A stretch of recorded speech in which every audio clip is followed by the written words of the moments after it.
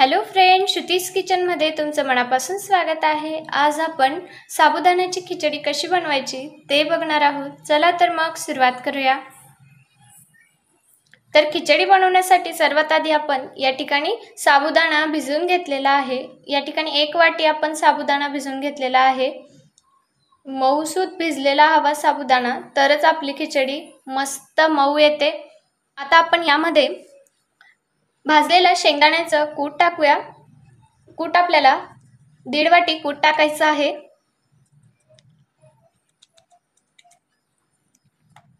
हे चांगलं मिक्स करून घ्यायचं आहे। आता आपण यामध्ये 1 चमचा तिखट टाकूया।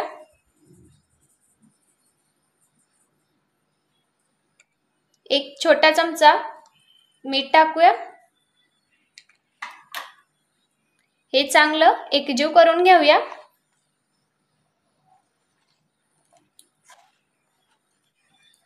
हे आपलं छान मिक्स करून झालेलं आहे। आता आपण साबुदाणा करायला घेऊया। आता आपण कढईमध्ये 1 पळी तेल टाकूया।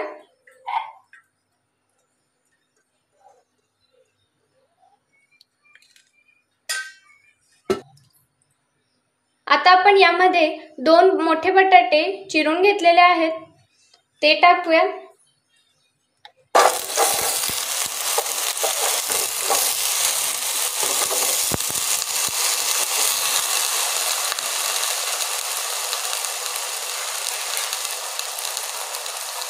यांना परतून घेऊया।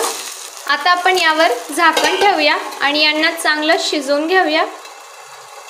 आता आपण याला चेक करूया। आपला बटाटा या ठिकाणी छान शिजवून झालेला आहे। आता आपण यामध्ये साबुदाणा टाकूया।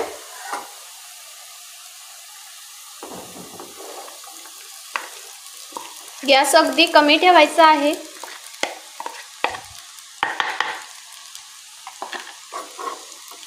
आता आपण याला चांगलं मिक्स करून घेऊया।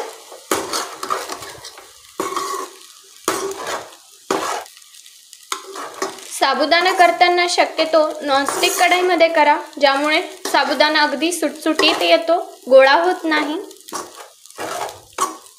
आता आपण यावर झाकण ठेवूया।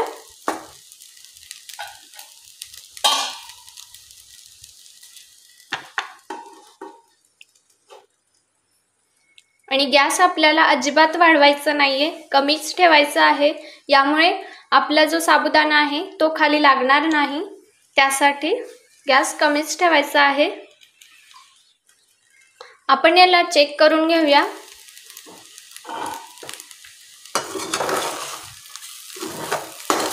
अजून आपला साबुदाणा शिजलेला नाहीये, पण आपल्याला असं अधूनमधून चेक करत राहायचं आहे, ज्यामुळे आपला साबुदाणा खाली लागणार नाही। आणि याला असं परतून घ्यायचं आहे। खाली जे लागलेलं आहे ते असं काढून घ्यायचं आहे। बऱ्याच जणांना कळत नाही की साबुदाणा शिजला की नाही हे कसं ओळखायचं। जेव्हा आपला साबुदाणा असा पानेळी रंगाचा होईल तेव्हा समजायचं की आपला साबुदाणा पूर्णपणे शिजलेला आहे। आता आपण यावर झाकण ठेवूया आणि याला शिजवून घेऊया चांगलं। फ्रेंड्स, तुम्ही बघू शकता आपला साबुदाणा या ठिकाणी छान असा शिजवून झालेला आहे, मस्त मोकळा झालेला आहे आणि लुसलुशीत। फ्रेंड्स, तुम्ही बघू शकता आपली मस्त अशी मोकळी आणि खूप मऊसूत साबुदाण्याची खिचडी झालेली आहे, छान दिसते। तुम्ही सुद्धा या टिप्स वापरून नक्की अशी साबुदाण्याची खिचडी बनवा। तुम्हाला ही रेसिपी कशी वाटली हे कमेंटमध्ये नक्की कळवा। सोबतच व्हिडिओला लाईक करायला विसरू नका आणि अशाच नवनवीन रेसिपीजसाठी श्रुतीज किचनला सबस्क्राइब करा। भेटूया नव्या रेसिपी सोबत। धन्यवाद।